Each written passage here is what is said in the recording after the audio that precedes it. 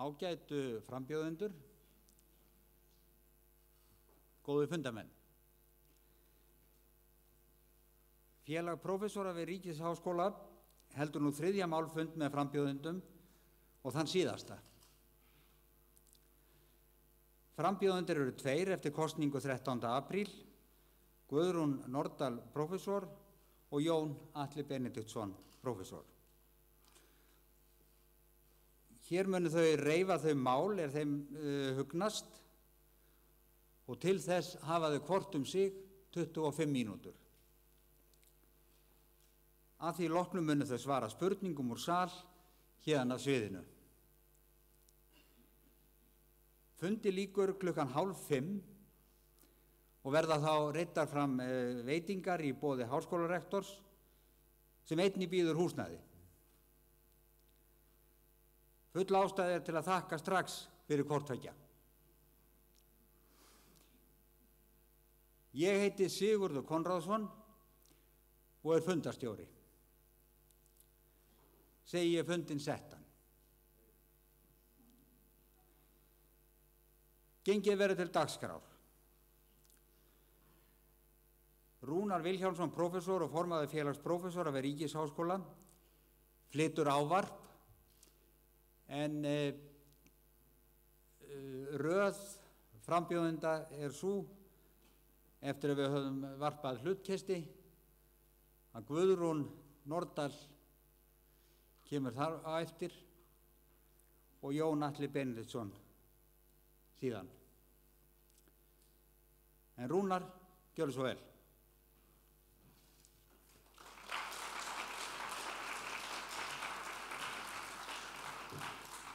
Já, ágæta háskólafólk.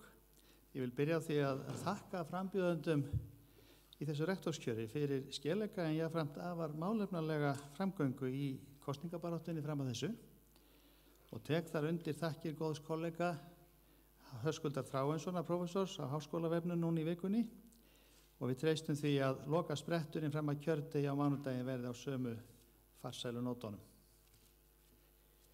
Tilgangur minn hér, nú fyrst og fremst að freista þess að hita svolítið upp í samkomunni fyrir framsögurnar og þó ekki síst pallborðsumræðurnar á eftir.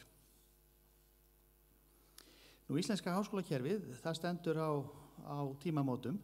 Háskólarnir hafa mörg undanfarin ár búið við það sem að mætti kalla hörgulstefnu íslenskra stjórnvalda í háskólamálum og á síðustu fundum með rektorsframbjóðendum þá hefur komið fram að fjárframlag hins opinbera á hvern nemanda töluvert undir meðaltali OECD ríkjanna og nemendakennarar hlutfall afar óhagstætt. Og það sem jafnframt sérkennandi, fjárveiting íslenska háskólanemans lægri en fjárveiting framhaldsskólanemans sem aftur lægri heldur en fjárveiting grunnskólanemans. Hér fjárveitingalögmálinu sem önnur ríki fylgja snúið á hvolf. Það mætti kalla þetta flippaðar fjárveitingar. Og það hefur einnig komið fram að fjárveitingar á hvern háskólanema í Háskóla Íslands nú mun lægri en árið 1999 þegar að reiknilíkan menntamálaráðuneytisins fyrir háskólana var tekið í notkun. Í ofanálag vitlaust gefið til háskólana því að einkaháskólarnir í landinu fá sérstaka meðgjöf frá ríkinu til viðbótar við fullt nemenda framlag í trássi við ábendingar og athugasemdir Ríkisendurskoðunar. Stjórnvöld bera vissulega mikla ábyrgð á fjármálum háskólana en stjórnendur skólana hljóta líka sem yfirmenn og æðstu málsvarar háskólamenntunar að bera sinn hlut ábyrgðarinnar á ríkjandi ástandi. Hér mætti því spyrja ykkur ágætu rektorsframbjóðendur hvernig ætlið þið að beita ykkur í þessu brýna máli ef þið fáið stuðning til að gegna starfi rektors. Nú eitt af því sem einkennir íslenska háskólakerfið mikið frjálsræði skólana eigin starfsemi og uppbyggingu. Ekki kemur skýrt fram í lögum háskóla eða lögum opinbera háskóla hver sérstaða einstakra háskóla Ekki skortir háskólana metnað, þeir stefna allir að uppbyggingu framhaldsnáms á háskólastigi og eflingu háskólarannsókna sem standist alþjóðlega kröfur. En þetta raunhæft? Hver eru efnin og hver eru forsendurnar? Eða ættu háskólarnir að hafa ólík hlutverk og uppbyggingu og jafnvel að vera færri heldur en þeir í dag. Og hver er sérstaða Háskóla Íslands að mati rektors frambjóðenda? Og hver á hún að vera? Á háskólarektor að hafa skoðun á skipulagi háskólamála í landinu? Og ef svo á rödd hans þá ekki að heyrast hátt og skýrt? Og hvað segja rektorsframbjóðendur innra skipulag háskólans? Þegar núverandi stjórnkerfi skólans var tekið upp var talað að meta skyldi hvernig til hefði tekist að nokkrum árum liðnum. Er ekki komin tími til heildar úttektar á þessu skipulagi? Það eru skiptar skoðanir skipulagið innan skólans. Á vettvangi félags prófessora við Ríkisháskóla hafa komið fram þau sjónarmið að ástæða sé til að endurskoða reglur háskólafund og auka sjálfstæði hans gagnvart framkvæmdastjórn skólans, skýra betur hlutverk aðstoðarrektors og meta kosti þess og galla að standa vörðu núverandi sviðaskipan samanborið við þann kost að fækka háskóladeildum og stækka þær með það fyrir augum að gera þær öflugri sem faglegar grunneiningar skólans. Nú gæðamálin eru einhver mikilvægustu mál hvers háskóla. Þau sjónarmið hafa komið fram að skilgreina þurfi betur í reglum háskólans nýráðningar og framgang hvaða efnislegu kröfur og væntingar eru gerðar til lektora, dósenta og prófessora en einnig þær efnislegu kröfur sem gerðar eru til sérfræðinga, fræðimanna og vísindamanna. Þessi vinna er raunar langt komin varðandi prófessorana en ekki aðra. Og áfram gæðamálin, því miður drógst úr hömlu að samþykkja gæðaviðmið fyrir meistaranám í skólanum. Ekki að fullu ljóst hvernig á þessum drætti stóð. Gæðaviðmiðin voru ekki samþykkt fyrir í lok árs 2013 en þá hafði þegar orðið mikil fjölgun námslína í meistaranámi sem í ýmsum tilvikum standa faglega veikburða. Því hefur einnig verið haldið fram að doktorsnámið þurfa að skoða betur, gæta þurfa framboði á námskeiðum, inntökureglum, faglegri hæfni og nemenda álagi í leiðbeinenda, allt til að treysta gæði doktorsnámsins. Oft er einnig nefnt að einn helsta ógnunin í gæðamálum skólans sé fjárveitingakerfið sem fyrst og fremst sé magndrifið og taki lítið tillit til gæða námsins. Þá hafa þau sjónarmið komið fram að efla þurfi eftirlits- og aðhaldshlutverk miðstöðvar framhaldsnáms skólans til að treysta betur gæði framhaldsnámsins. En hvað finnst rektors frambjóðendum annars gæðamálin? Að hverju þarf sérstaklega að huga í þessum efnum og hvað að bæta? Nokkur orðum launamálin. Háskólinn býður starfsmönnum fjölbreytt og áhugaverð störf og þau skipta samfélagi vissulega miklu máli. Skólanum verður þó varla hælt fyrir að borga starfsmönnum sínum há laun. Launakjör akademískra starfsmanna skólans eru raunar umtalsvert undir þeim launakjörum sem bjóðast meðal háskóla nágrannalandana. Ónógar fjárveitingar skólans birtast vissulega í slökum launakjörum en laun eru langstærsti kostnaðarliður skólans. Slök launakjör leiða til þess að skólinn fær ekki hæfasta fólki til starfa og á einnig erfitt þá með að keppa hæft fólk á erlendum vettvangi. Fagfélög starfsmannaskólans hafa jafnan litið á kjaramálin sem eitt stærsta faglega málefni skólans en eru rektorsframbjóðendur sammála því sjónarmiði. Því er ekki að leyna að fagfélög háskólastarfsmanna hafa þurft að standa í erfiðri baráttu undanfarin ár bæði við ríkið og við yfirstjórn háskólans bætt launakjör. Eru frambjóðendurnir tilbúnir að vinna með fagfélögunum að því að bæta kjör starfsmannaskólans og beita sér í þeim efnum? Að lokum þetta. Það er eftirtektarvert hve háskólinn hefur verið lánsamur með starfsfólk og hve mjög það hefur almennt lagt sig fram í þágu háskólamenntunar og rannsókna þótt stakkur skólans sé þröngur. Þetta hefur starfsfólki gert af áhuga á starfi sínu og miklu metnaði fyrir hönd háskólans. En þennan þrönga stakk er ekki hægt að bjóða starfsmönnum né heldur nemendum skólans til framtíðar. Og þá er komið að því við fáum að heyra hver framtíðarsýn Guðrúnar Nordal og Jóns Atla Benediktssonar er og hverju þau vilja beita sér fyrir í þágu háskólamenntunar og rannsókna. Ég bíð spenntur að heyra og veit að það gerum við öll. Takk fyrir.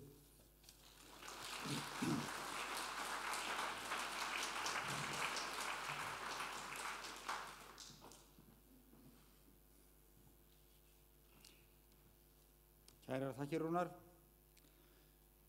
Nú tekur Guðrún Nordal til máls. Gjörðu svo vel.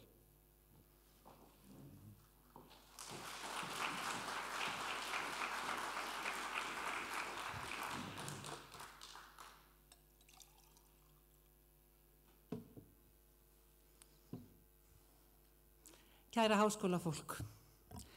Aftur mér þakklæti efst í huga því ég fæ tækifæri til að ávarpa hér í dag enn á ný á fundi í tilefni af rektorskosningum. Ég vil þakka þann mikla stuðning sem ég fekk í rektorskosningunum á mánudaginn og líka þakka fyrir samræður og móttökur á síðustu vikum. Ég gekk inn í þetta ævintýri fyrir rúmum 2 mánuðum og eins og í ævintýrinu Rauðhettu þá vissi ég ekki hvað hindranir væru á veginum. En það nú engin úlfur komið ljós en svo vitum við ekki hvað gerist á næstum dögum, náttúrulega. En ég háð þessa kosningabaráttu sjálf með jákvæðni og bjartsýni og með það markmiði að nýta þetta einstaka tækifæri til að kynna skólanum og ræða við starfsfólk og nemendur. Auðvitað hef ég aðeins náð að tala við brota þeim mikla fjölda sem hér vinnur. En hver og einn veitir manni innsýn inn í sinn vinnustað og sitt umhverfi. Þannig skiptir hvert einasta samtal máli til að dýpka skilning á því hvernig vinnustaður háskólinn í raun og veru hvað virkar vel og hverra úrbóta þörf. Þetta sýna auðvitað líka sjálfsmatsskýrslurnar hérna ýmsu deilda en samtal engu líkt og rektor verður að tala við skólan allan, fara á milli og hlusta á fólk. Hann þarf að sjá skólan sem eina heild, ekki frá einum sjónarhóli, heldur með því að fara á milli og fara upp á marga sjónarhóla til að sjá vítt yfir. Kosningabaráttan líka tækifæri til að opna samræður innan skólans málefni hans. En það ekki nóg að gera það á 10 ára fresti. Við tölum allt á lítið saman skólan og hvernig viljum við sjá hann þroskast. Þess vegna finnst mér það forréttindi að fá að ráða hér í dag háskólan og sýn mína á þau 5 ár sem framundan eru. Ég vil sjá fyrir hvar við verðum eftir 5 ár. 5 ár hljóma kannski sem frekar stuttur tími, en það hægt að gera margt á 5 árum. Það sjáum við á starfi Kristínar Ingólfsdóttur og þeim breytingum sem hún innleiddi á fyrstu árum í embætti. Sagt að nýir vendir sópa best og fordæmi hennar sannar máltækið. Nú þurfum við að staldra við og skoða hvert við erum komin og hvert við viljum fara. Hvernig viljum við sjá skólan þroskast á næstu 5 árum? Hvert viljum við vera komin eftir 5 ár? Til að átta okkur að því verðum við að gera okkur ljóst að Háskóli Íslands svo miklu meir en bara háskóli. Hann kjölfestan í okkar samfélagi. Hann langstærsta og áhrifamesta rannsóknar- og háskólastofnun í landinu og menntastofnun raunar. En ekki bara það, hann býr yfir mannauði og þekkingu til að setja tóninn í okkar íslensku umræðu. Og háskólinn má ekki vera hræddur við að láta rödd sína heyrast. Hann á að leiða umræðuna með þekkingu og fagleg vinnubrögð að leiðarljósi. Þannig vil ég setja fram hugsjón háskóla sem þjónar sínu samfélagi, en situr jafnframt til borðs með bestu vísindamönnum í hinu alþjóðlega samfélagi. Við getum þetta, við eigum mannauðinn til þess að vera alþjóðlegur og sterkur háskóli sem vinnur í þágu sinnar þjóðar. Við látum ekki annað markmiðið víkja fyrir hinu, við gerum hvort tveggja og gerum bæði markmiðin eftirsóknarverð fyrir starfsmenn skólans. Við þurfum að vera samstíga í því að skapa fyrsta flokks háskóla í þessu örsmáa hagkerfi. Það getur bara orðið ef við tökum öll höndum saman. Allar faggreinar skólans, nemendur, kennarar, stjórnsýsla, stoðþjónusta, umsjónamenn, iðnaðarmenn. Við þurfum öll að vinna saman til að búa til öflugt háskólasamfélag. Keðjan verður ekki sterkari en veikasti hlekkurinn. Það blasir auðvitað við að eitt af mikilvægastu hlutverkum rektors verður að afla fjár og stuðnings yfirvalda. Í því efni hef ég mikla reynslu og veit hvað vinnu þarf til að ná árangri og hvernig þarf að leggja slíkt verkefni upp gagnvart stjórnvöldum. Ég kvíði því ekki og ég hlakka raunar til. Árangur þess byggir á því nefnilega að almenningur í landinu sjá að háskólan sem kjölfestu samfélagsins, grunnstoðina fyrir menntunina, þekkingasköpunina og faglega leiðbeiningu fyrir samfélagið allt. Þannig skiptir mestur máli að endurnýja erindi skólans við íslenskt samfélag og íslenskan almenning og þá getum við gert nýjan sáttmála með skýrri aðgerðaáætlun hvernig við ætlum að byggja skólan á næstu 5 árum. Það gefur auga leið og við höfum rætt það mjög í aðdraganda fyrri umferðar og búin að ræða það mjög í umræðinni að við verðum að endurskoða reiknilíkanið. Það skortir mikið á að rétt sé gefið í skólanum. Það þarf raun og veru að endurskoða alveg frá grunni. Við verðum að byggja skiptingu fjár innan skólans á raunkostnaði greina og skapa öllum greinum jafnar forsendur til að dafna. Þetta er grundvallaratriði og rót margs vandans sem við eigum við að etja. Vinnumatskerfið er af sömu rót. En peningar eru aðeins hluti þess sem skólinn þarf nú á að halda. Við höfum gengið í gegnum mjög erfitt tímabil, ekki aðeins sem háskóli, heldur sem samfélag.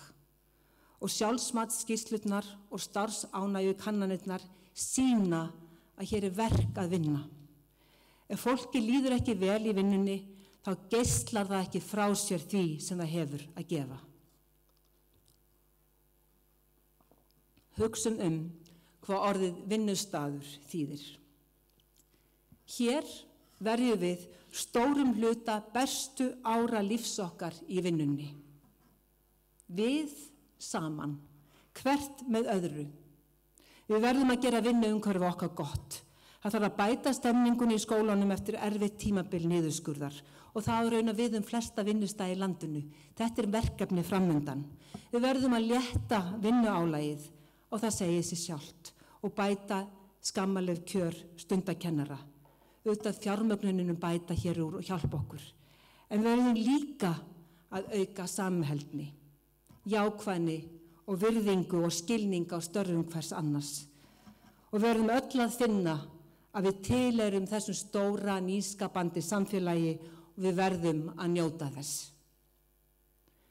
Eftir 5 ár vil ég sjá háskólann sem vinnustað þar sem allir, nemendur, kennarar og allt starfsfólk hlakka til að mæti vinnu á hverjum degi. Aðeins þannig með því að skapa góða vinnuanda náum við að gera okkar besta og deila með öðrum því sem við höfum að gefa. Háskólinn nefnilega samfélag hrærist í íslensku samfélagi sem er óhrófa hluti af alþjóðlegu samfélagi. Skólinn væri auðvitað ekki til án nemenda og nemendur eru drifkrafturinn í starfinu, hvort sem þeir eru í grunnnámi, meistaranámi, doktorsnámi, þeir eru ungir og þeir eru gamlir og þeir komur úr ólíkum bakgrunni og þeir hafa ólík markmið í lífinu. Ég vil setja nemendur í fókus. Við erum í dag að mennta það fólk sem verður alls staðar við stjórnvölinn í okkar samfélagi eftir aðeins fáein ár og á eftir að starfa við síbreytilegt umhverfi næstu áratugi. Við getum ekki séð fyrir tæknibreytingar. Sagt hefur verið að þorri þess unga fólk sem við erum að mennta í dag muni fást við störf sem eru ekki einu sinni til í dag. En við verðum að búa þau undir alls konar störf. En hvað er það þá sem þau þurfa að kunna? Auðvitað verður þau eignast nauðsynlegan þekkingagrunn, en ekki síður verður þau að kunna afla sér þekkingar, greina hismið frá kjarna í sívaxandi upplýsingaflóði, gera sér grein fyrir því hvað er að marka og hvað er ekki að marka, draga ályktanir og setja þar fram á skýran hátt. Við viljum að frá okkur fari heiðarlegir og heilstiftir einstaklingar og við viljum að þeir líti með þakklæti til ára sinna í háskólanum. Þegar út í lífið kemur, munu nemendur okkar vinna með fólki sem kemur úr öllum áttum. Það er mikilvægt að auka skilning og virðingu fyrir ólíkum aðferðum og gera fólki kleift að nýta þekking úr mörgum greinum. Vandamál samtíman sem eru mjög flókin þessar 21. aldar verða ekki að leyst með því nema að nálgast þau úr mörgum áttum. Við megum ekki láta skipulag skólans hamla samstarfi milli deilda og sviða. Þetta á líka við þær greinar sem eru tengdar ákveðnum starfsgreinum eins og í heilbrigðisvísindum eða í laganámi og síðast en ekki síst í kennaranáminu sem við viljum gera allt til að efla. Kennarastarfið er gríðarlega áhrifamikið á öllum skólastögum menntakerfisins og auðvitað líka í háskólanum. Háskólaárin er einn mest mótandi tími í lífi manneskjunnar. Sá tími þegar fólk finnur sig faglega. Hver einasti kennari skiptir máli í þeirri mótun. Við munum ekki endilega hvað hver sagði við okkur, heldur hvernig hann kendi. Skildi hann eitthvað eftir, hafði hann einhver verulega áhrif á mig. Þetta er gífurlega mikilvægt hlutverk sem hver og einn kennari hefur undir höndum. Unga kynslóðin mun leiða þróun okkar samfélags. Gefum þeim tækin, þekkinguna, vinnulagið, gagnrýna hugsun, heiðarleika og hjartalagi til þess að gera vel. Ég vil að nemendur okkar gefi háskólanum fyrstu einkunn eftir 5 ár fyrir kennslu, rannsóknir og starfsumhverfi sem er til fyrirmyndar og gott að vinna í. Kennsluættir eiga eftir að taka miklum framförum og það þarf að styðja kennara að tileinka sér þá möguleika sem tæknin og nútíma kennslugögn bjóða upp á.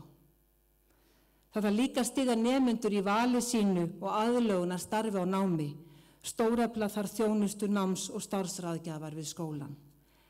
En innst inni er það samt alltaf manneskjan, kennarinn sjálfur, sem hefur áhrifin. Á næstu áratugum munu nemendur í miklu meira mæli en áður fyrr snúa aftur og aftur í skólan til að bæta við sér þekking og færni.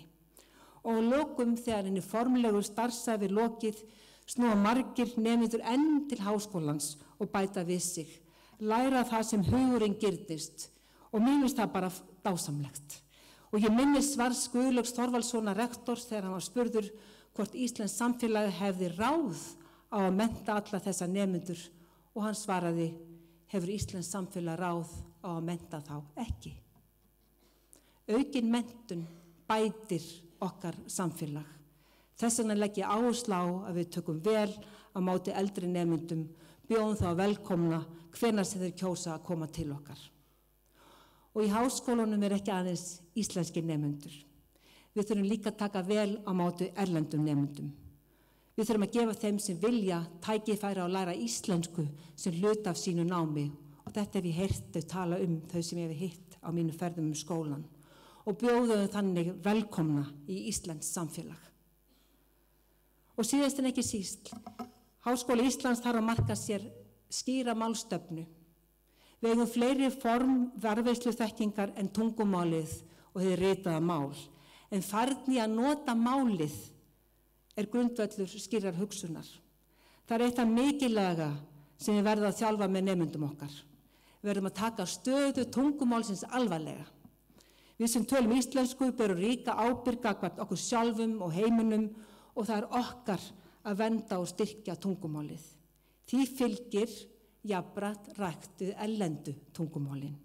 Þau eru lykillinn að heiminum eins og Vigdís Finnbogadóttir afmælisbarn gærdagsins hefur verið óþreytandi að minna okkur á. Ég ítreka að Háskóli Íslands er svo miklu meir en skóli. Hann er mikilvægasta kjölfestan í okkar litla, örsmáa samfélagi. Leið og hann tekur þátt í alþjóðlegri þekkingarsköpun þá á hann líka djúpar íslenskar rætur og þjónar okkar samfélagi. Það er þetta tvíbenta hlutverk sem gefur háskólanum sérstöðu í samanburði marga skóla og raun og veru flesta skóla í kringum okkur í öðrum löndum. Samfélagið er miklu nær okkur og það á ekki margra að kosta völ því að við erum þetta bara eini skólinn sem hefur allar þessa greinar. Þessi sérstaða leggur okkur skyldur og herðar og það á að vera háskólanum ljúft að rækta þær. Ég þekki það sjálf úr minni grein að jafnframt því að hafa birt nær alla mína rannsóknir á íslenskum miðaldabókmenntum og erlendum vettvangi og leiða alþjóðlega rannsóknarhópa, þá er samtalið við íslenskt samfélag alltaf jafn mikil áskorun. og okkur rennur flestum blóðið til skyldunar.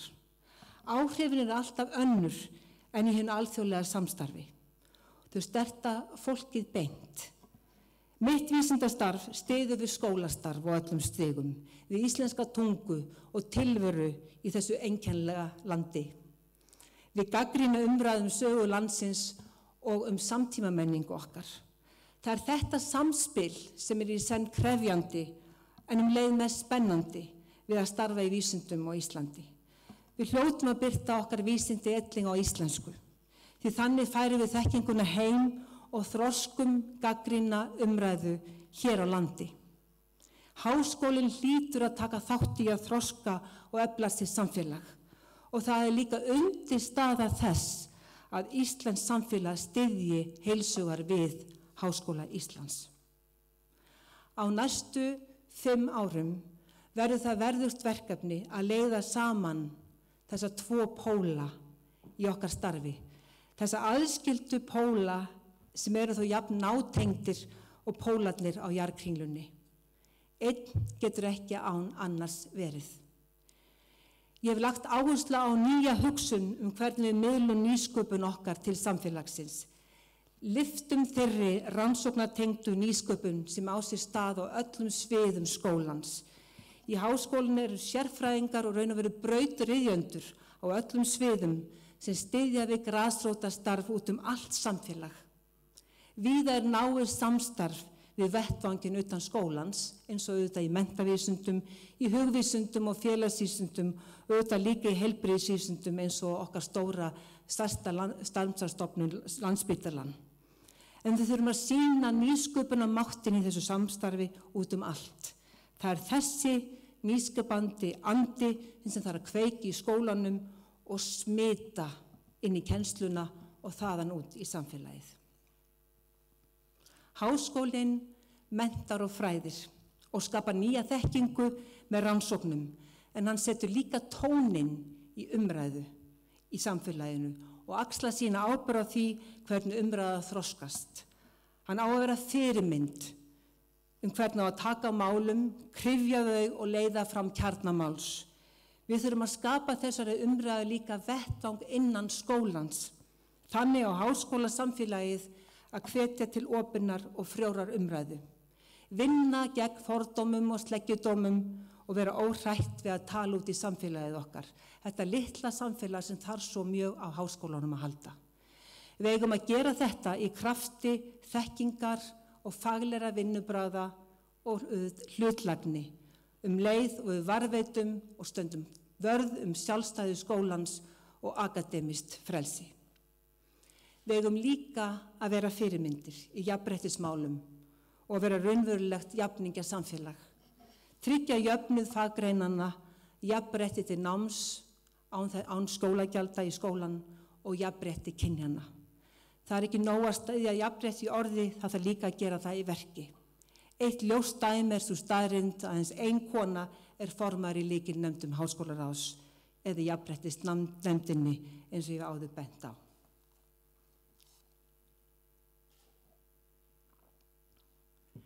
Kæra háskólafólk, það var gaman að standa fyrir utan aðalbygginguna þann 20. mars og horfa með hópi fólks til himins.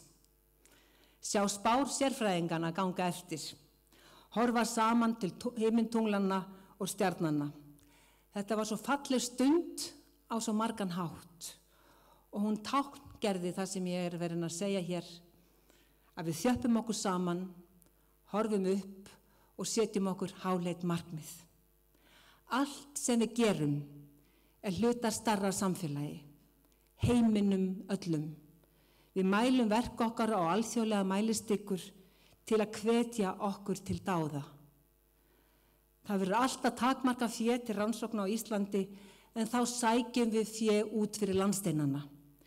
Þar er ómælt fé að finna og margir sterkir rannsóknarhópar hér á landi eru þegar farnir að draga að stórkostlegt fjármagn. Þarna eru sóknarfæri og við verðum að styðja við uppbyggingu miklu fleiri rannsóknarhópa sem geta sótt á erlend mið. Það sem okkur verður treyst fyrir erlendum fjármunum til að skapa þekkingu fyrir alþjóðasamfélagið. Okkur treystandi til þess. Við getum gert það, við höfum gert það og við eigum að gera það í stór auknum mæli. Og til að svo megi verða þarf að stór efla stoðþjónustu við vinnslu umsókna og verkefnastjórn í skólanum. Hugmyndin af verkefninu, sérþekkingin og neistinn kemur auðvitað frá rannsakendunum, en það þarf svo miklu meira til að vinna umsókn og mörgum vex það í augum. Á því verðum við að vinna, vera hvetjandi og getum gert miklu betur saman. Með því að hjálpast að getum við breytt miklu á fáeinum árum og ég mæli með að við setjum okkur markmiðum að tífalda sókn í erlenda rannsóknarsjóði á næstu 5 árum. Sveltur sitjandi kráka en fljúgandi fær. Við Íslendingar eigum möguleika á að leggja mikilvæga þekkingu og mikilvæga rannsóknarmöguleika að mörkum alþjóðlega. Við erum rík þjóð og megum ekki víkjast undir þeim miklu áskorunum sem heimurinn stendur á svo mörgum sviðum. Sum svið liggja beint við af náttúrulegum ástæðum en önnur ekki eins augljós og við vitum ekki hvar við verðum sterk. Við vitum þó að veröldin stendur andspænis gríðarlegum áskorunum sem taka verður á. Loftslagsbreytingar, ofnýting auðlinda jarðar, ójöfnuður, heilbrigðisógnir sem aðeins verður sigrast á með þekkingu af vopni. Þar getur Háskóli Íslands lagt sitt af mörkun eins og hann hefur áður gert, ekki síst í sterkri alþjóðlegri samvinnu og það skulum við gera. Kæra samstarfsfólk, verði ég kjörinn rektor verði mitt fyrsta verk að ganga og heilsa upp á ykkur. Ég vil vera aðgengilegur rektor í nálægð við nærsamfélagið. Rektor þjónar háskólasamfélaginu og til að geta gert það þarf hann að þekkja skólan og standa fólki nærri. Og hann á að vera tíður gestur í hinum fjölmörgu deildum skólans og þekkja sér samstarfsfólk og þeirra umhverfi. Verði ég kjörinn rektor, hlakka ég til að hefjast handa og setja með ykkur stefnu til næstu 5 ára. Stefnan kemur ekki að ofan, hún verður til í samstarfi, en markmið okkar að eftir 5 ár viljum við að háskólinn verði sá jákvæði og öflugi vinnustaður sem við viljum öll vera á. Það forsenda þess að háskólinn geti tekið fullan þátt í íslensku samfélagi leið og hann verður öflugur í alþjóðlegu vísindasamstarfi. Í þannig háskóla vil ég vinna með ykkur. Takk.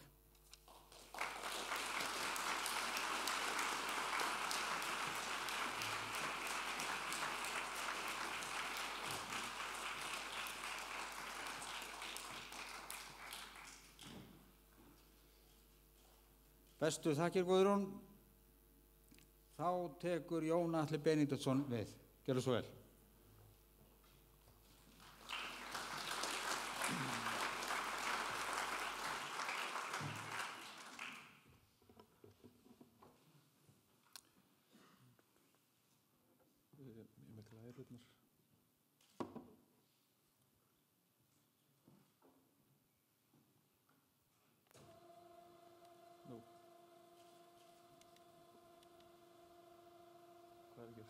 Okay. Komið sæl, það virkilega gaman að vera með ykkur hér í dag.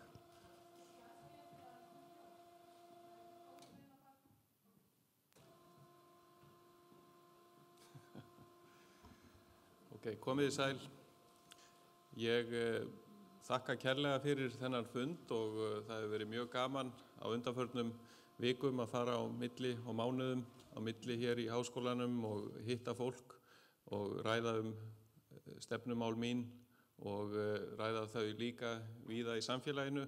Það alveg ljóst að fólk hefur gríðarlega mikinn áhuga á Háskóla Íslands, bæði innan hans og utan, og hefur mikinn áhuga á því að skólinn nái góðu flugi á næstu árum. Og ég þakka líka kærlega fyrir þinn mikla stuðning sem ég fekk í rektorskjörinu fyrir umferð núna á mánudag og ég hlakka til framhaldsins. Hér í þessum glærum þá mun ég byrja á því að fjalla hér sýn mín á háskólann. Ég sé Háskóla Íslands eins og ég hef talað í þessari kosningabaráttu sem alhliða háskóla í fremstu röð, öflugan rannsókna- og kennsluháskóla sem hefur mjög sterkar skyldur við íslenskt samfélag. Og þetta tel ég gríðarlega mikilvægt. Háskóli Íslands hefur þetta tvíþætta hlutverk, að kenna, með breytt námsframboð á öllum námstigum, grunnnámi, meistaranámi og doktorsnámi og gefur líka mjög mikla möguleika á þverfræðilegu samstarfi. Og síðan hefur hann náð mjög góðum árangri undanförnum árum sem öflugur rannsóknarháskóli og ég tel mikilvægt að halda því áfram. Háskóli Íslands stór hluti íslenska háskólakerfisins og rektor Háskóla Íslands formaður samstarfsnefndar háskólastigsins og þess vegna talsmaður háskólakerfisins á Íslandi. Og það mikilvægt að mínu mati að Háskóli Íslands vinni með öðrum háskólum hér innan lands, stuðli að samstarfi. Það hefur verið gert með samstarfsnefndi opinberra háskóla og ég tel margt mjög mikilvægt og margt mjög gott sem hægt að gera í framhaldinu til þess að efla þetta samstarf. Samkeppni okkar að mestum hluta við útlönd. Við erum í samkeppni starfsfólk, styrki og stúdenta. Það mjög mikilvægt fyrir okkur að geta dregið að toppfólk til Háskóla Íslands og samkeppnin mikil. En við þurfum líka að horfa á það að samstarfi útlönd í alþjóðastarfi nauðsynlegt. Við erum mjög virk í alþjóðlegu samstarfi hér í Háskóla Íslands og ég vil líka efla þann þátt. Svo að yfirlit ávarps míns hér. Ég mun fyrst fjalla reynslu mína og bakgrunn inn í þetta starf, síðan tala stöðu Háskóla Íslands og síðan ræða áherslur mínar. Svo ég ætla aðeins að tæpa á reynslunni sem ég kem með inn í þetta starf, nái ég kjöri. Ég hef doktorspróf frá Purdue University í West Lafayette, Indiana í Bandaríkjunum. Ég hef verið fastráðinn kennari í Háskóla Íslands síðan 1991 og að kenna í grunnnáminu í rafmagns- og tölvuverkfræði. Kenndi minn síðasta fyrirlestur á þessu misseri í morgun. Ég hef leiðbeint mörgum meistara- og doktorsnemum. Það eru 7 doktorsnemar sem hafa til að mynda lokið undir minni handleiðslu síðan 2007. Ég hef lagt áherslu á þverfræðilegar rannsóknir. Mín rannsóknarsvið aðalega fjarkönnun, könnun úr fjarlægð með flugvélum eða gervitunglum og í lífverkfræði. Ég hef birt mikið af rannsóknarritum, vísindaritum og greinum á undanförnum árum. Hefur birt yfir 300 vísindagreinar, þar af yfir 100 ESI-greinar og hástuðull minn samkvæmt Google Scholar 44. Ég hef stofnað sprotafyrirtæki, Oximap heitir það, ásamt Einari Stefánsinni, prófessor í augnlækningum og Þór Eysteinsinni, prófessor í lífeðlisfræði og fleirum. Það var árið 2004 og þetta fyrirtæki hefur þróað og hannað súrefnismæli fyrir augnbotna sem hefur verið notaður við lækningar allan heim og hefur verið seldur í 4 til 4 heimsálfa. Og ég hef líka starfað mikið með stofnunum og öðrum fyrirtækjum bæði innanlands og erlendis.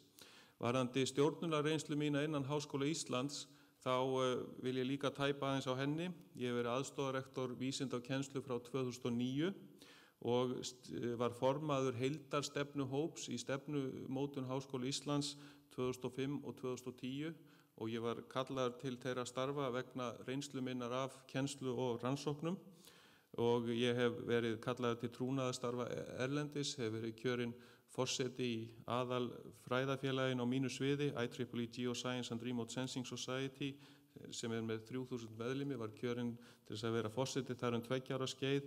Ég hef setið í ritstjórnum margra tímarita og var ritstjóri aðal ESI tímaritsins á mínu sviði 6 ára skeið, sem heitir IEEE Transactions on Geoscience and Remote Sensing og síðan innanlands hef ég sinnt ýmsum trúnaðarstörfum og hef setið í vísinda- og tækniráði 6 ára skeið. Í þessari kosningabaráttu hefur hlutverk aðstoðarrektors nokkrum sinnum verið rætt, aðstoðarrektor vísinda og kennslu. Og ég vil leggja áherslu á það að ég mjög stoltur af þessu starfi, en ég hef sinnt því sem hlutastarfi ásamt rannsóknum og kennslu og leiðbeiningu doktorsnema frá 1. febrúar 2009 og ég ráðinn til 1. júlí 2015. Aðstoðarrektor vísinda og kennslu hefur yfirumsjón með kennslusviði, vísinda- og nýsköpunarsviði, miðstöð framhaldsnáms og skrifstofu alþjóða samskipta. Hann tekur að sér líka ýmis þróunarverkefni fyrir hönd rektors og ég nefndi þetta til dæmis með stefnumótunina áðan. Það er ýmis þess háttar verkefni sem aðstoðarrektor tekur að sér. Hann hefur ábyrgð á faglegum málefnum, kennslu og rannsókna en hefur ekki ábyrgð á fjármálum, starfsmannamálum og framkvæmdum og rekstri. En ef við lítum á stöðu Háskóla Íslands, þá hefur verið mikil fjölgun stúdenta á undanförnum árum og það var tíma 20% fjölgun eftir hrun. Það sem ánægjulegt að virkni nemenda hefur aukist og virknin yfir 80% ef nemendur eru skoðaðir sem þreyta meira en eina ECTS einingu og eru yngri en 29 ára gamlir og þetta ánægjulegt. Brautskráningum í grunn- og framhaldsnámi hefur fjölgað og það hefur verið nánast sprenging í doktorsnámi, 6-földun á undanförnum 6 árum. Og það voru 82 doktorsnemar sem brautskráðust á síðasta ári. Rannsóknarvirkni starfsfólks hefur aukist mikið og bæði hvað birtingar varðar og tilvitnanir og síðan hafa styrkir og sjálfsaflafé, það hefur elst sá þáttur í starfi skólans mjög mikið og hafa styrkist þrefaldast á undanförnum árum. Og þetta frábæra starfsfólks Háskóla Íslands og nemenda hafa skilað háskólanum inn á Times Higher Education University World Rankings listan og það gerðist 2011 og skólinn hefur síðan verið öll þau ár síðan á listanum og núna í 271. sæti.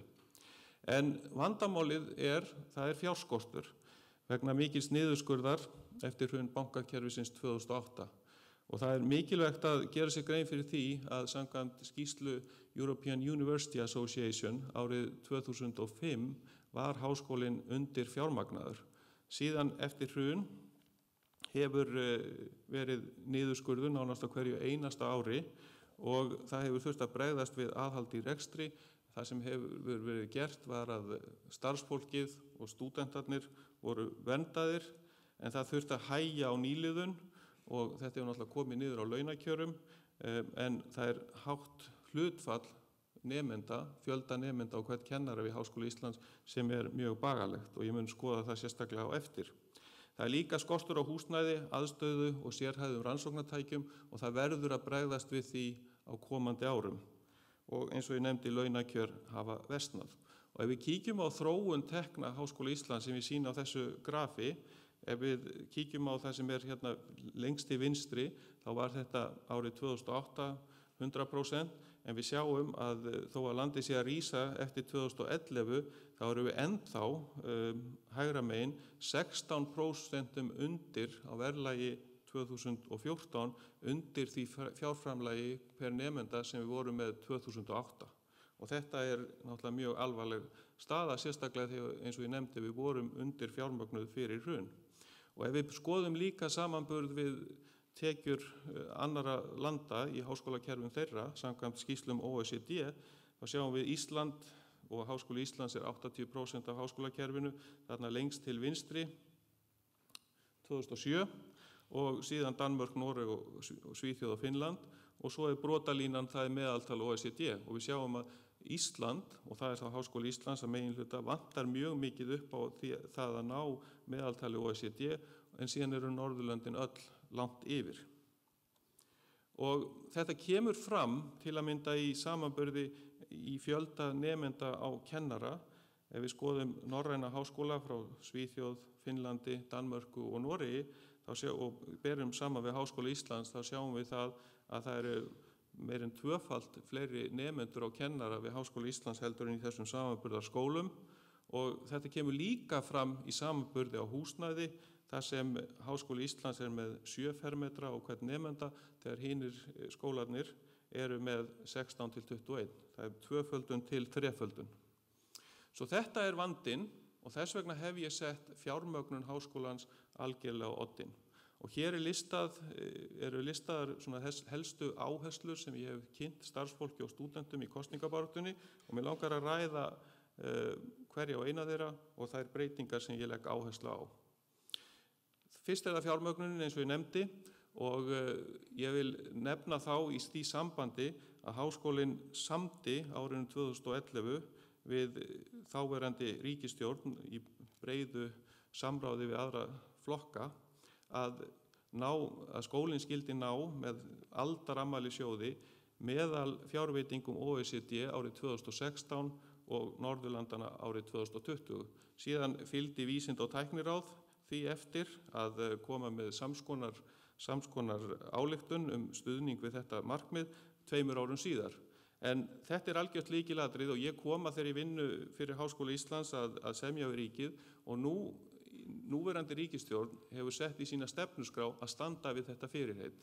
Og þetta eitt af því sem rektor þarf að beita sér fyrir að Háskóli Íslands á komandi árum og árinu 2020 nái þessu meðaltali Norðurlandana. En það þarf að huga því að það talað að Háskóli Íslands komi með 1/3 í sjálfsaflafé á móti, svo þetta stórt verkefni líka innan skólans. Síðan það reikniflokkarnir. Reikniflokkarnir eru allt of lágir og þetta eru reikniflokkar kennslu sem mennta- og menningarmálaráðuneytið með.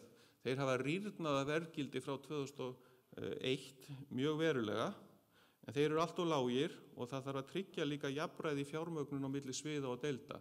Við erum að tala að það er verið að kenna samskonar námskeið á mismunandi sviðum, í mismunandi deildum og það er greitt á mismunandi hátt fyrir þessi námskeið. Það er líka þannig að það er ekki gerður greinamunur á meistaranámi og doktorsnámi varðandi reikniflokkana og þess vegna þarf að bara taka þetta kerfi algjörlega til endurskoðunar. Það var gagnlegt þegar kom árið 1999 en það þarf að beita sig fyrir mikilli endurskoðun á því núna og tryggja það að þetta verði réttlátt kerfi. Ég algjörlega andsnúinn skólagjöldum, ég stuðningsmaður jafnréttis til náms og legg áherslu á það að Háskóli Íslands taki ekki upp skólagjöld en ég legg áherslu á stuðning við aukna sókn í rannsóknarsjóði og ýmislegt annað til þess að ná upp þessum 1/3 sem við þurfum að hafa til þess að geta heimt inn þetta loforð ríkisins auknar fjárveitingar. Eftir hrun þá vitum við að það hefur verið gríðarlegt álag á starfsfólki Háskóla Íslands og það mikilvægt að við hlúum að okkar starfsfólki. Háskóli Íslands verður að bjóða samkeppnishæf laun og ég tilbúinn að leggja mig fram gott samstarf við kjarafélögin og það er ein spurning sem Rúnar Vilhjálmsson var hérna með í upphafi, rektor tilbúinn í það. Ég legg mikla áherslu á gott samstarf við kjarafélögin til þess að bæta launakjörin. Háskóli Íslands á að vera aðlaðandi vinnustaður. Það mikilvægt að á komandi tímabili við setjum fjölskyldustefnu til þess að samþætta einkalíf og vinnu. Fólk undir gríðarlegu álagi innan Háskóla Íslands. Það þarf að vera jafnrétti í verki innan Háskóla Íslands og ég legg þunga áherslu á það og þetta mun leiða til meiri starfsánægju og vellíðunar á vinnustöðunum Háskóla Íslands. Ég legg mikla áherslu á að efla Háskóla Íslands áfram sem rannsóknarháskóla og það hefur náðst mikill árangur á undanförnum árum en fjárveitingar hafa verið á lágar og við þurfum að treysta rannsókna innviðina. Tækjakostur og ýmislegt umhverfi rannsókna ekki nægilega gott og ég segi að fjármagnunin hún mun hjálpa okkur til að ná þessu. Það þarf líka að taka út matskerfi rannsókna og þetta matskerfi kom árið 1999 í þeirri mynd sem það núna, það var áður vinnumatskerfi með aðeins öðru sniði. Þetta kerfi hefur skilað skólanum miklu. Ég ekki á því að það að henda því eins og Einar Steingrímsson lagði áherslu á, en ég tel að það sé rétt að fara í sjálfsmat á því núna og fá síðan sérfræðinga til þess að taka það út til þess að það nái vel utan rannsóknarstarf háskólans og þetta að mínu mati algjört forgangsmál og í þessari úttekt þarf að virða sérstöðu og jafnræði greina. Mikilvægi íslenskra birtinga þarf að vera algjörlega skýrt. Við erum hér á Íslandi, í íslensku samfélagi og skattgreiðendur greiða megnið af okkar fjárveitingum og við þurfum að tryggja það að íslenska birtingar það njóti sannmælis í matskerfinu en síðan þarf líka að sækja fram eins og verið hefur í alþjóðlegum birtingum. Gæði náms og prófgráða er algjört lykilmál fyrir Háskóla Íslands.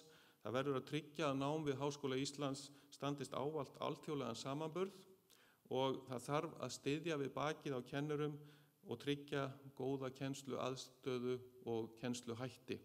Og þetta tengist því, sem ég sýndi áðan, að hlutfall nemenda og kennara er allt of lágt við Háskóla Íslands. Það þarf að fjölga kennurum og efla nýliðun og fjármagnið er mikilvægt hvað það varðar. Ég legg mikla áherslu á jafnréttismál. Háskóli Íslands á að hafa jafnrétti og virðingu fyrir einstaklingum að leiðarljósi í öllu starfi sínu. Og það þarf að tryggja að kynferði komi ekki í veg fyrir frama innan skólans.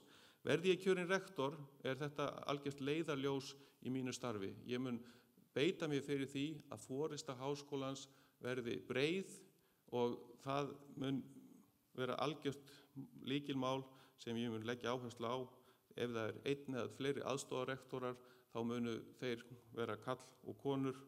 Hvernig sem það verður breið forysta. Og það sem var nefnt hérna áðan varðandi nefndaskipan háskólaráðs, ég tel mikilvægt að það sé breið forysta þar líka, karlar og konur komi að þessari stjórnun.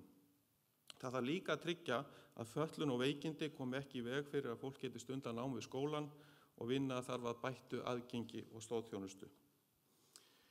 Góðir samskiptahættir og gagnkvæm virðing er mikilvæg. Við þurfum að muna að háskólinn er vinnustaður jafningja og samstarfs. Háskólinn byggir á lýðræðislegum vinnubrögðum og akademískt frelsi er hornsteinn í starfi skólans. Og það þarf að tryggja óheft skoðanaskipti innan háskólans og gagnrýni, það þarf að líða gagnrýni í skoðanaskiptum innan stofnunarinnar. Og hafa skal í heiðri gagnkvæma virðingu á milli fólks. Það þarf varðandi stjórnskipulagið, og Rúnar nefndi það einmitt hérna í sínu upphafsávarpi.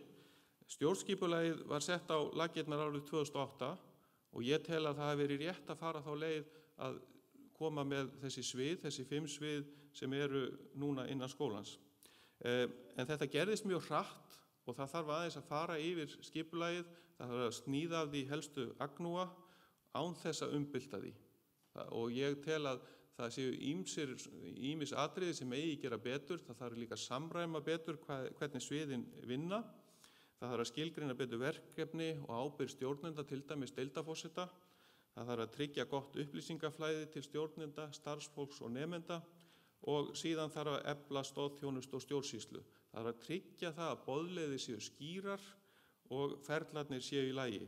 Þetta er það sem ég segja er mikilvægt verkefni, en þetta verður gert í víðtæku samráði við starfsfólk og stúdenta. Ná ég kjöri sem rektor. Það er nokkur mál sem ég langar að nefna sérstaklega varðandi stúdenta og það sem snýr að þeim. Ég hef þegar nefnt þetta með að bæta kennsluhætti. Það er lykilmál, fylgjast með nýjungum og hrinda þeim í framkvæmd, efla kennslumálasjóð og efla fjármuni til nýrra kennslutækni. Ég legg áherslu á að fjölga raunhæfum verkefnum til stúdenta í samstarfi við stofnanir og fyrirtæki og síðan tel ég að rektor geti beitt sér í hagsmunabaráttu stúdenta. Stúdentar hafa á undanförnum árum stutt við Háskóla Íslands í baráttu fyrir auknum fjárveitingum. Ég tel að rektor geti líka beitt sér gagnvart LÍN varðandi einingamat og námsframvindu og það mun ég gera, standa með stúdentum í því verði ég kjörinn.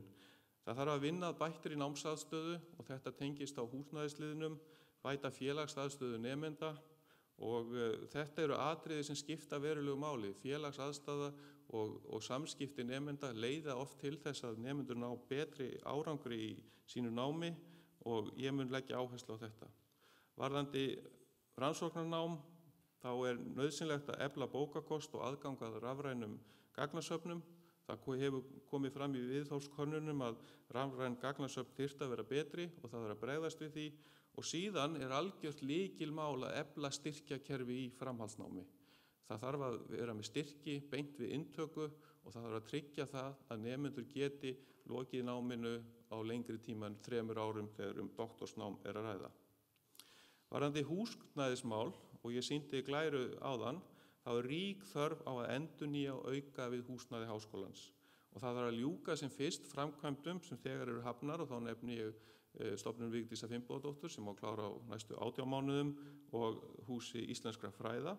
En síðan það nýbyggingar eins og fyrir menntavísindasvið hér á lóð háskólans, heilbrigðisvísindasvið og verkfræði- og náttúruvísindasvið. Það mjög mikilvægt að þær komist á kortið og við hönnun þessara bygginga þarf að taka mið af nýjum kennsluháttum. Ég legg áherslu líka á betri íþróttaaðstöðu á lóð háskólans. Ég tel það vera mikilvægt lýðheilsumál og einnig bætta aðstöðu fyrir hjólreiðafólk og að leysa vandamál varðandi bílastæði, til að mynda með bílastæðahúsum. Varðandi stefnumótun Háskóla Íslands 2016 til 2020 þá mun ég leggja drög að henni leið og verði ég kjörinn rektor Háskóla Íslands. Við höfum sjálfsmatsskýrslur deilda frá gæðaráðinu og það matsskýrsla erlends sérfræðingahóps frá gæðaráði sem þegar hefur komið fram og þetta eru lykilgögnin í stefnuna en við höfum miklu meira. Og ég legg áherslu á það, verði ég kjörinn, að stefnan verður unnin í víðtæku samráði við starfsfólk og stúdenta. Ég hef nefnt þegar að það er að leggja áherslu á fjölskyldustefnu, ég legg áherslu á jafnrétti, umhverfismál og sjálfbærni og siðfræði og gagnrýna hugsun. Mér langar að þakka ykkur kærlega fyrir áheyrnina. Ég vil leggja áherslu á það, verði ég kjörinn rektor, að ég mun vinna með ykkur. Ég hef sýnt það í mínum störfum á undanförnum árum að ég vil vinna með fólki, leita leiða sem eru svona breiðu línurnar. Ég tel að rektor séðst þannig að hann eigi að vinna eftir breiðu línunum í háskólastarfinu, reyna að finna þær, en síðan þarf að taka ákvarðanir og ég ekki hræddur við það. Rektor þarf að geta tekið ákvarðanir, erfiðar ákvarðanir oft. En síðan rektor talsmaður Háskóla Íslands út á við og ég alveg tilbúin að berjast fyrir málefnum Háskóla Íslands út á við og ég hlakka til þess verði ég kjörinn rektor. Takk fyrir.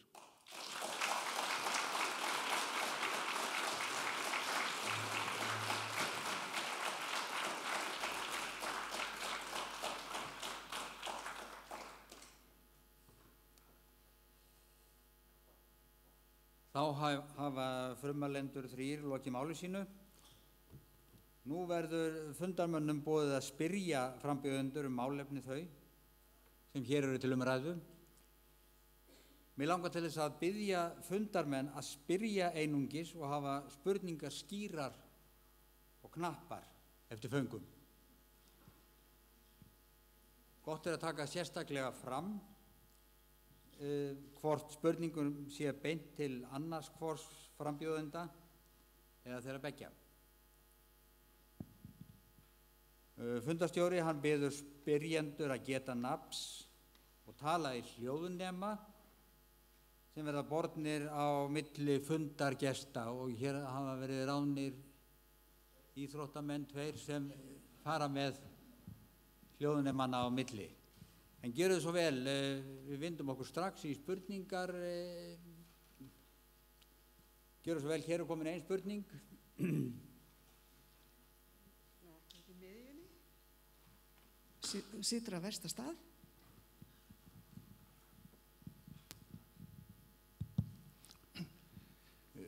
Fleiri sem vilja gefa mér merki. Já, gerðu svo vel. Takk fyrir. Friðrik Eysteinsson heiti ég og ég með spurningu til ykkar beggja og það sama spurningin. Ég ætla ekki að vera með neitt inngang annan en þann að ég sé í rauninni eða heyrði ekki á ykkar málflutningi að það verði nokkuð skapaða hluti sem aðgreindi ykkur hvort frá öðru. Þess vegna vil ég spyrja Jón Atli, hvers vegna gefið okkur hérna 1 til 2 ástæður sem ætti að vera þess valdandi að þú veri kjörinn rektor. 1 eða 2, eitthvað sem þú hefur umfram Guðrúnu sem ætti að leiða til þess að við myndum vilja þig. Og líka 1 ástæði fyrir því að þetta ekki að velja hana. Sama með þig, Guðrún. 1 til 2 ástæður fyrir því af hverju ætti að velja þig, 1 ástæður fyrir því að þetta ekki að velja Jón Alla. Þetta áhugaverðar spurningar, ekki hverju þeir eru sammála. Takk að þið fyrir, við fáum aðra spurningu, fleiri endilega gefa merki ef... Takk. Ólafur Andriðsson heiti ég, með spurningu til ykkar beggja frambjóðendur. Nú umbunarkerfi háskólans orðið ansi hátimbrað og byggt á einstaklings mælingum, framtæki einstaklinga. En mest af því sem við vinnum, bæði rannsóknum og kennslu, samvinna, hópvinna. Sjáuð þið, finnst ykkur í fyrsta lagi eðlilegt að það verði meira vægi fyrir slíka vinnu í umbunarkerfinu og sjáuð þið leiðir til þess?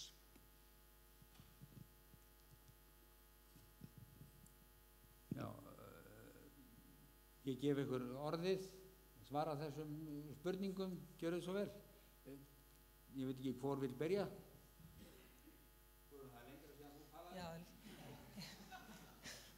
ég ætla nú bara að svara Friðriki þannig að ég tel mig komið með nýja reynslu að stjórn skólans verði kjörinn en ég vil ekki fara að tala niður minn með frambjóðanda. Ég held að þið verður bara að taka, þið verður að segja af hverju ætti ekki kjósa hann. Mér finnst það bara ekki, ég vil frekar að þið taki bara það afstöðu sjálf. Mér finnst það hreinlegast af mér að gera það. Hinn spurningin, og ég held til dæmis af vísindamálum og það sem ég hef mjög breiða sýn á þetta háskólakerfi og bæði hér heima og erlendis. En það sem ég vildi segja var Óla, mér finnst þetta mjög áhugaverð spurning. Af því þetta auðvitað þannig að við erum dálítið að hugsa hvert fyrir sig og í mínu innleikið áðan þar sem ég var nú að draga upp framtíðarsýn, ég fór ekki inn í svona smá detalinn í stefnuna því ég held að það sem margt það sem við höfum verið að ræða á síðustu vikum að hvernig við sjáum vinnuna okkar þróast og hvernig að setja nemendan í fókus í vinnunni getur verið mjög áhugavert af því við höfum kannski frekar verið að setja starfsmenn í fókus. Og þá kannski við myndum koma að skýra fram þetta samstarf sem einmitt grundvöllin að því starfi sem snýst líka nemandan bæði meistara- og doktorsnámi raun og veru líka grunnnámi. Þannig mér finnst þetta bara að vera áhugavert að reyna að ná utan þetta. Ég veit ekki alveg hvað, það er alltaf flókið að gera það því þetta birtingarnar eru á persónubundun en það er hægt að meta samstarfsverkefni eða var þetta einhvern veginn að ná utan það. Ég hef bara ekki hugsað með þessa spurningu, mér finnst þetta að vera mjög áhugaverð því að með þessari hugmynd minni eða hugsun minni núna ég hef verið svona að skerpa þessa sín á nemendamiðaðan háskóla og því bara því ég hef verið að skoða svona aðra háskóla sem hef verið að gera þetta og þá verðist alltaf svona nýskapandið krafti sem fer með þeirri svona nálgun að það geti einmitt nálgast þetta líka þessum þú ert að tala. Já, takk fyrir. Ég segi nú alveg svo Guðrún, ég ætla ekki að gefa ástæður hversna ég ekki að greiða henni atkvæði. Ég tel það ekki sæmandi. En það sem ég legg áherslu á og þetta er náttúrulega mín sýn á það reynslan sem ég hef að kennslu, rannsóknum, stjórnun, alþjóðasamstarfi og nýsköpun í víðum skilningi þess vegna. Þetta finnst mér vera mjög mikilvægt fyrir rektor Háskóla Íslands að hafa og þess vegna tel ég mig hafa sérstöðu þar.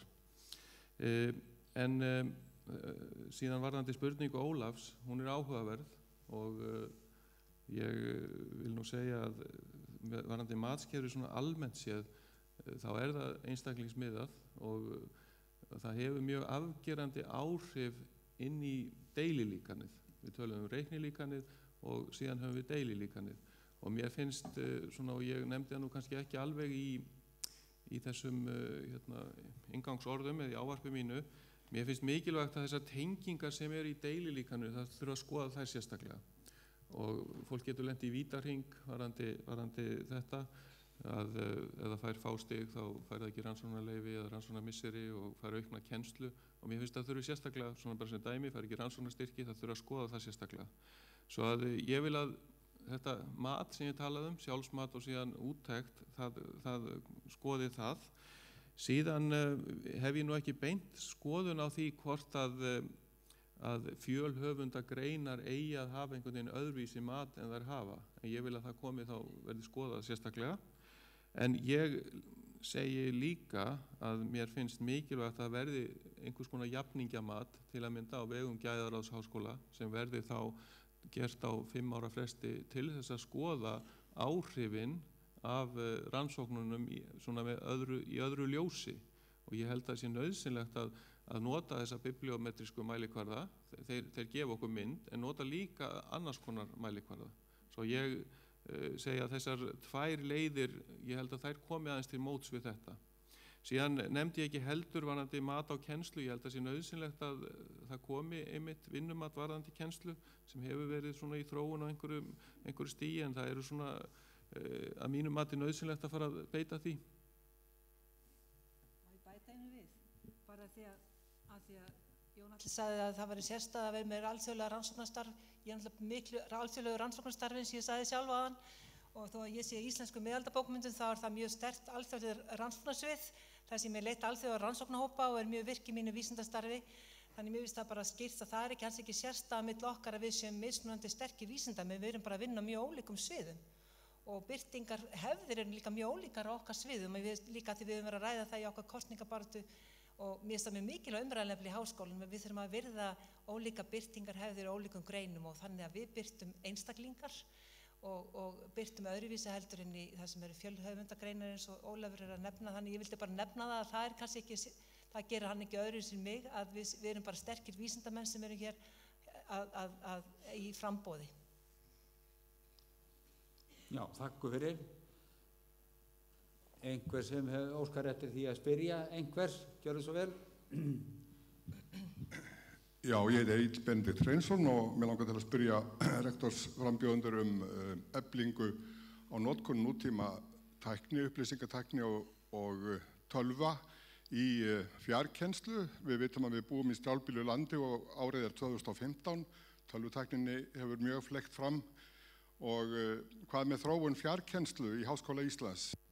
Ég hef ekki séð mikla útbreiðslu á fjarkennslu í háskólanum, er ekki komin tími til þess að huga meðvitað að því að í dag geta menn fengið heilar háskólagráður erlendis í fjarkennslu þó ég ætli alls ekki að draga úr mikilvægi viðveru í kennslustofu. Þarf ekki háskólinn að efla hvaða skoðun hafið þið á þróun fjarkennslu í ljósi strjálbýlis eins og ég sagði og í ljósi þess að við erum líka að sækja út á við eftir góðum nemendum á alþjóðavettvangi og þeir þurfa kannski líka að hafa sveigjanleika sem að fylgir slíku. Takk fyrir. Jón Atli, gjörðu svo vel. Ég bara segi að þetta er mjög mikilvægt mál og háskólinn er búinn reyndar að setja starfshóp í þetta að efla eða koma með stefnu fjarkennslu. Það hefur dregist allt of mikið og það er nauðsynlegt að ljúka því starfi, að flýta því. En það er samt fjarkennsla í gangi. Nú er alls konar tækni komin sem er mikilvæg. Adobe Connect er að ryðja sér til rúms og ýmis konar fjarkennsla sem er notuð. En menntavísindasvið hefur verið í forystu í fjarkennslu innan Háskóla Íslands og það er mjög mikilvægt að byggja á þeirri reynslu sem er þar.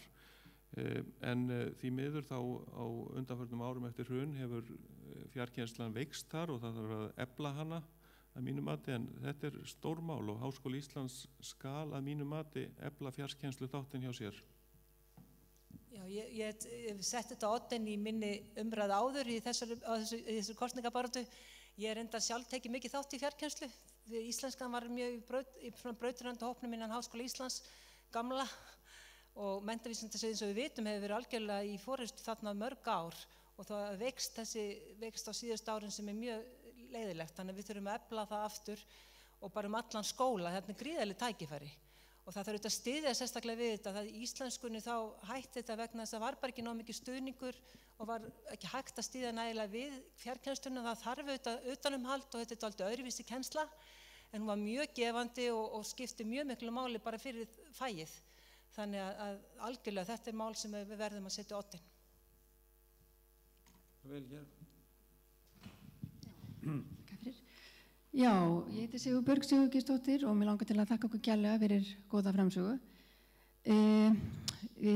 Háskóli Íslands er þungamiðja akademískrar umræðu á Íslandi og víða heim hefur verið sótt illa að háskólamönnum. Það eru harðnandi hagsmunir í samfélögum og það eru hörðumræða í fjölmiðlum og sumir háskólamenn hafa haft að þessu kostnað og það óneitanlega hefur áhrif á svigrúm háskólamanna til að tjá sig og getur þvingað á inn í endurskoðun, svona sjálfsreitskoðun.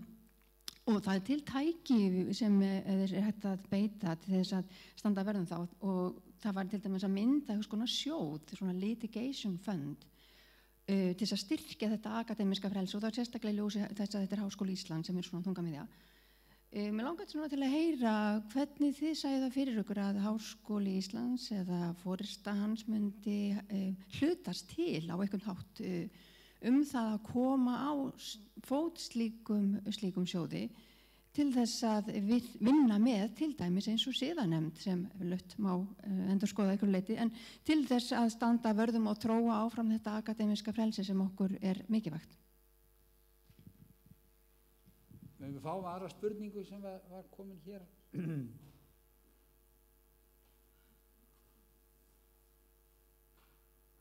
Já, Már Marsson heiti ég, Leifafræðideild. Það sem ég er dálítið áhuga á er svona ykkar sýn á svona innviði og þessa styrkingu innviða.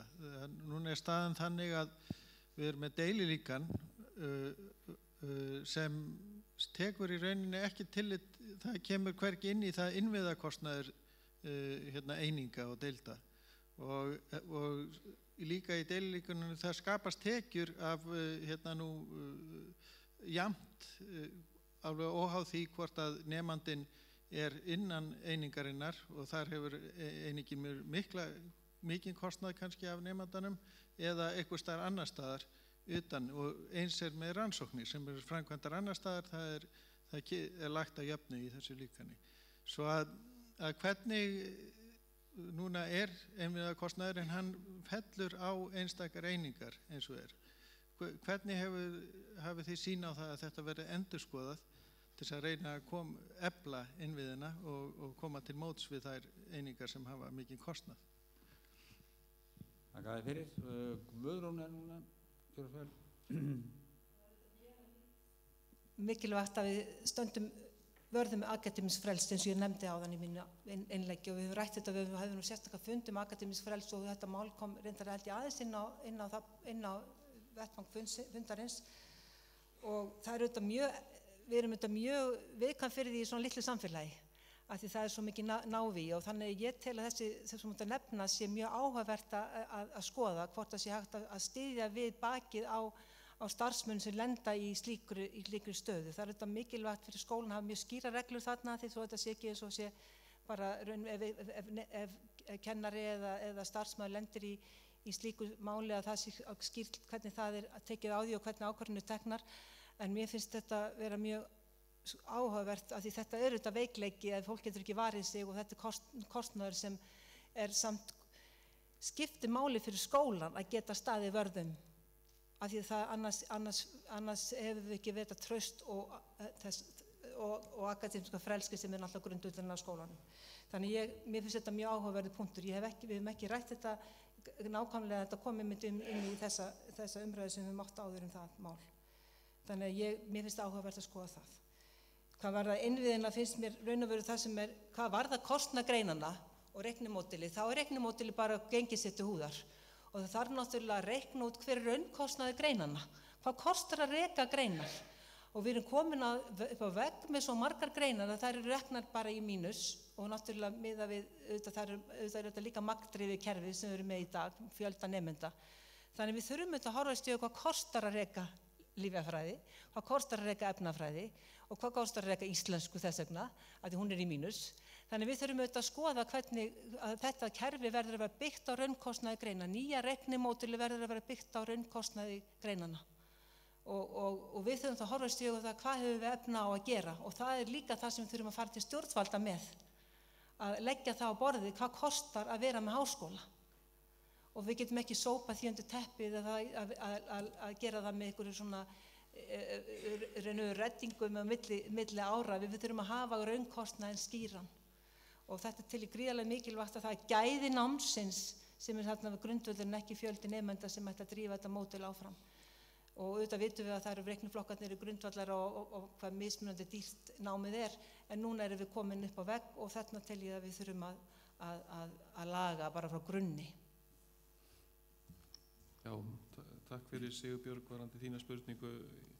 Ég finnst þetta einmitt vera mjög góð tillaga að vera með einhvern svona litigation fund og vandamálið eins og kerfið núna þegar það koma beiðni til rektors að styðja við starfsmenn í svona málum, þá verður þetta mjög persónulegt og mjög óþægilegt vegna þess að síðan ef til dæmis málið fellur á þann veg að viðkomandi sekur fyrir ýmislegt, geti verið ritstöldur eða eitthvað þessar, þá það mjög vont fyrir háskólan að hafa stutta, en ef það einhvers konar sjóður, þá hægt að verja það og það bara spurning hvernig væri staðið að því að fjármagna þennan sjóð. Það geti til að mynda verið háskólinn og í samráði við kjarafélögin, það væri nú ein leið, en mér finnst þetta að vera svona leiðin út úr þessum vanda, að þetta sé ekki bara á borði rektors. Og þú nefndir hérna siðanefndina líka hvernig hún geti komið að þessu, en þetta einhvað sem þarf að skoða. Varðandi spurningum MÁS, þá ég alveg sammála því að það þarf að fylgja raunkostnaði. Þetta ekki bara spurning reikniflokkana, ég nefndi það þarf að endurskoða reikniflokkana algjörlega frá grunni og eins og ég nefndi líka frá 2001 hafa reikniflokkarnir rýrnað verulega sem mjög slæmt. En síðan það spurningin einmitt deililíkanið, hvernig því beitt og það þessi 80-20 regla. Háskólaráð getur með einu pennastriki breytt þessari reglu. Hún var sett til þess að tryggja það að það væri ekki verið að taka upp námskeið víða, það væri verið að samnýta námskeið, en ef reglan virkar ekki þá má endurskoða hana. Síðan varðandi raunkostnað í tilraunastofum, það húsnæðislíkanið og það ýmislegt sem kemur inn. Þú nefnir líka varðandi birtingar, hvernig þær koma inn, hvar rannsóknin unnin. Þetta verður allt mjög flókið. Ég þeirra skoðunar að við eigum að reyna að hafa eins einfaldar reglur og hægt en náttúrulega reyna að greiða fyrir raunkostnaðin, en þetta bara eitthvað viðfangsefni sem við þurfum að fara í gegnum.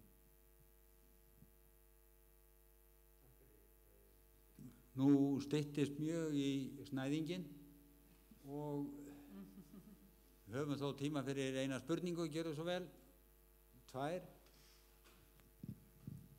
Já, góðan dag, ég heiti Guðmundur Gylfi Guðmundsson og fjármálastjóri á verkfræði og náttúruvísindasviði.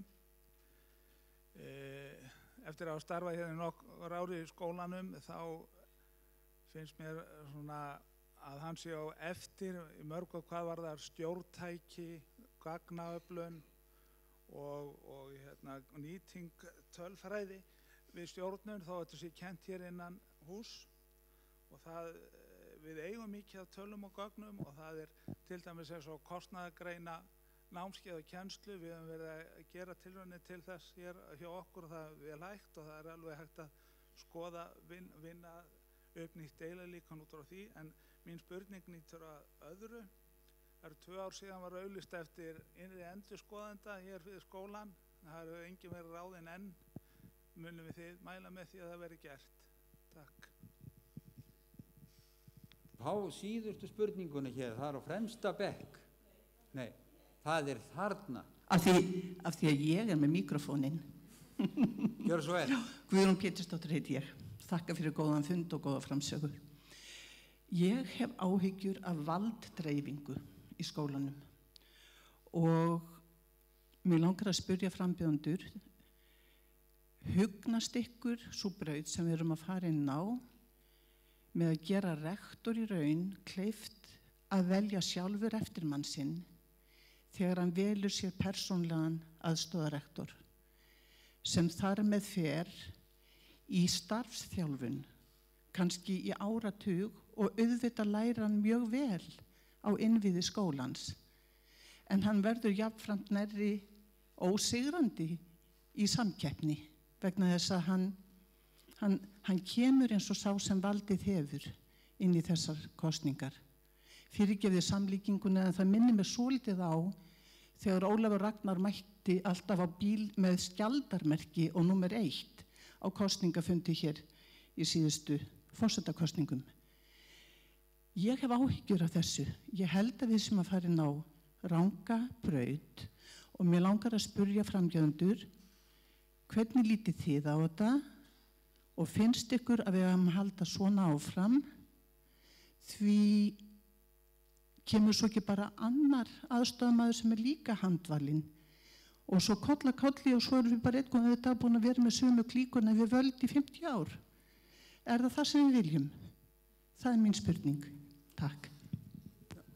Já, þá það hér síðasta spurning. Þú ert með hljóðnema, já. Þá getur að fara að hvíla þig. Kæra þakkir, þakkir fyrir skýra og góð svör og framsögu. Þórólfur Matthíasson heiti ég. Svona í framhald af umræðum deililíkan og reiknilíkan, þá var ég eiginlega komið með mjög nordalega spurningu og ég ætla að halda mér við það. Það var því að Guðrún hefur nefnt þetta með að það þurfa að vera að borga í samræmi við raunkostnað. Raunkostnaður og raunkostnaður sitt hvor hluturinn eins og við hagfræðinga vitum. Í hagfræði, svo ég tæki dæmi þar, að þá höfum við verið að kenna til dæmis stærðfræði og tölfræði og raunkostnaðurinn við það að kenna það miklu lægri heldur en sums staðar annars staðar í skólanum. Hvers vegna? Vegna sem við fáum minni pening til þess að gera það og við bara gefum nemendum minni FaceTime fyrir gefið slettuna.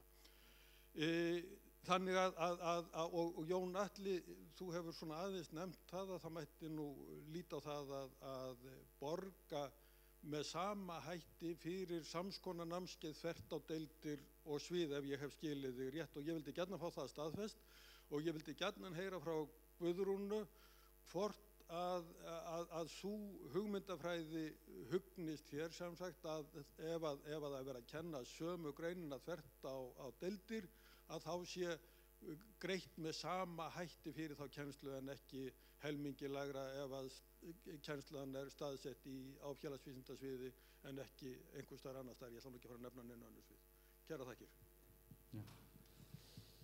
Já, hafið þið óskir það hvort svarar undan? Ég var fyrst án. Já. Já, fyrir það þetta síðasta sem við... Já, þetta eru síðustu spurningar. Og síðustu lokaorð okkar. Nei, síðan ætla ég að gefa ykkur svona 30 sekúnd til að segja hvað við höfum að gera helgina. Ok, takk hérlega. Já, hérna, fyrsta spurning, Guðmundur Gylfi, þakkaði fyrir hana. Ég segi bara já, það þarf að ráða innri endurskoðanda sem fyrst. Og ég segi að þetta er eitt lykilmál. Ég fekk reyndar þessa spurningu fyrir í dag og ég sagði já þá líka, svo það er algjörlega samræmið þar á milli. En varðandi spurningu Guðrúnar Pétursdóttur, ég þakka fyrir hana líka og takk fyrir að svara henni. Ég reyndi nú að svara þessu aðeins í mínu ávarpi. Það er nú þannig að aðstoðarrektor vísinda og kennslu hefur ákveðin mál á sinni könnu en er ekki rektor. Og það er svolítið athyglisvert, svona ýmislegt í þessari spurningu. Fyrsta lagi, þá er það þannig að þegar aðstoðarrektor vísinda og kennslu var valinn, og þetta er samkvæmt lögum landsins, að rektor er heimilt að velja sér aðstoðarrektor, einn eða fleiri, og það má fjölga þeim, og þá færðu svona ákveðið vandamál við þína spurningu, það eru fleiri en einn. Ég er með orðið, ég ætla að halda áfram. Ef þeir eru fleiri en einn, hvað gerur þá? En það sem ég ætla að segja er að þessi aðstoðarrektor var valinn í víðtæku samráði við fræðasviðsforseta og háskólaráð samþykkir. Og rektor á náttúrulega tillöguna. En það finnst mér að vera svolítið skrítið að vera að tala um valddreifingu hér vegna þess að þessi aðstoðarrektor og ég í þessu tilviki, ekki að gera neitt annað heldur en Guðrún Nordal hér. Ég er bara að leggja fram mín stefnumál. Ég fer hérna í lýðræðislega kosningu í ræðu við fólk og þó að ég hafi þekkingu, þá á það ekki að koma niður á mér. Og það er svolítið athyglisvert að í háskóla, þar sem við erum alltaf að segja að þá að gæta jafnræðis, velja fólk á hæfileikum. Ef það á að fara að nota allt í einu gegn mér, það megi ekki velja mig vegna þess að ég var valinn sem aðstoðarrektor í hlutastarfi, þá finnst mér það mjög sérkennilegt. Og ég bara eiginlega skil ekki hvers konar árátta þetta er.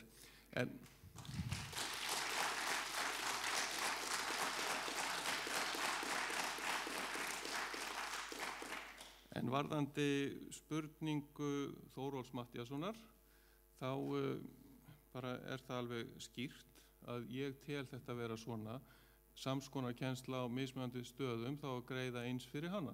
Punktur. Já, ég hafði tekið eftir þessu með innra endurskoðandann og mér skrítið að hann skulle ekki hafa verið ráðinn og ég tek algjörlega undir það að það er mikilvægt að hafa svona líka kínamúrinn í háskólanum. Við þurfum að vera mjög krítísk á okkar vinnu sjálf og það er víðar sem við myndum verið með líka fólk utanakomandi sem að gæta okkar málum, í gæðamálum. Seinni spurning Guðrúnar þetta aldrei vandasöm að því við erum sittum hérna hlið við hlið en ég get alveg sagt svona hreinskilslega auðvitað þetta öðruvísi bara þetta núna heldur hefur verið áður í rektorskjöri þegar við höfum stigið fram utan úr akademíunni inn í þetta án þess að hafa reynslu í stjórnsýslu skólans og ég bara vilja láta svarið mitt liggja þar. Auðvitað það öðruvísi aðstæða fyrir mig eða hvern sem hefði komið og Einar Steingrímsson líka þegar einn aðilinn inn í stjórnsýslu skólans. Það er auðvitað breyting og ég held að ég er ekkert að tala þetta öðru nótum en því að við þurfum bara að ræða það. En það var allan að breyting og læt svarið mitt liggja þar. Í þriðja atriðinu þá, og auðvitað vil ég áttalega fólk láta njóta reynslu sinna, það segir sig sjálft og ég er ekki að gera lítið úr það, algjörlega ekki. En þriðja lagi þá það með þennan raunkostnað og þetta alltaf prinsip að raunkostnað, að við verum að tala að jafnræði greina að það sé jöfnur það út í gegn og þetta alveg rétt þú út að segja að það átt að borga það sama fyrir sömu kennslu og þannig þarna snýr það akkurat þess að við verum að tala þessi jöfnu sem ég finnst bara almennt séð þurfa að vera að leiða ljós í gegnum þegar við verum að ræða þetta gegnum skólan, bæði hvað var það, hvernig við greiðum fyrir kennsluna sem náttúrulega búin að vera mjög ójafn, mjög lengi og við erum eins og segi komin bara upp á vegg með reiknimódelið.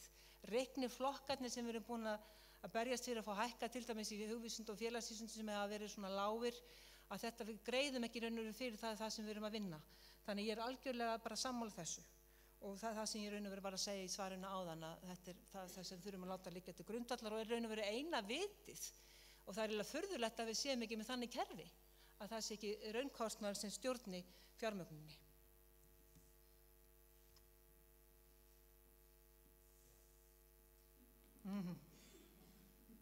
Þegar við lokið máli ykkar og það engar fleiri spurningar svona sem þið fáið að svara en eins og ég nefndi áðan þá þetta mér gott að þið svona kvettuð okkur að lítið með ávarpi og ég beði ykkur að koma hingað svo að þið styrni nú ekki alveg endanlega gjörðu það svo vel.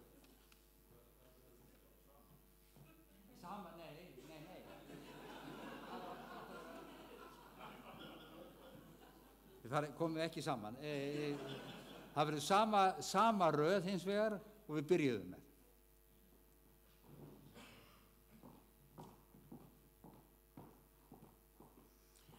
Kæru vinir, mér langar bara fyrst og fremst að þakka fyrir svona stórkostlega tíma.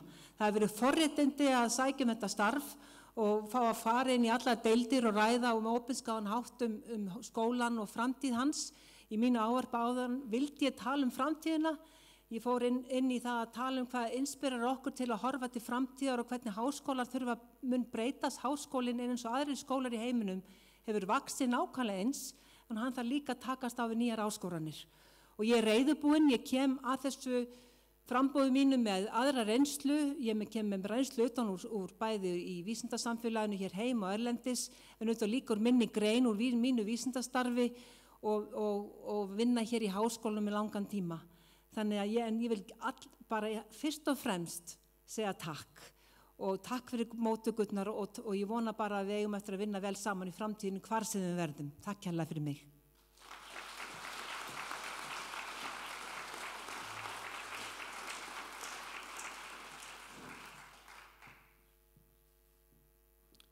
Já, og ég vil líka nota tækifærið og þakka fyrir mig. Þetta hefur verið mjög skemmtilegu tími og ég hlakka bara til áframhaldsins, hver sem niðurstaðan verður.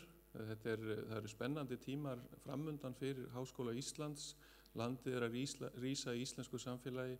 Háskóli Íslands er gríðarlega mikilvæg stofnun og háskóli í íslensku samfélagi og ég er þess handviss að við munum halda saman áfram okkar frábæra starfi.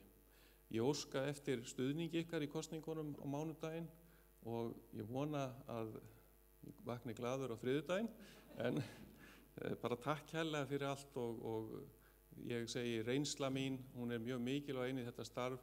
Það að kjósa rektor sem þekkir ekki vel til stjórnsýslu háskólans, það er svona ein spurning sem við þurfum að velta fyrir okkur vegna þess að sá rektor þarf að setja sig mjög vel inn í málin. Svo að ég legg áherslu á það hér í mínu lokaorðum og þakka ykkur kærlega fyrir mig.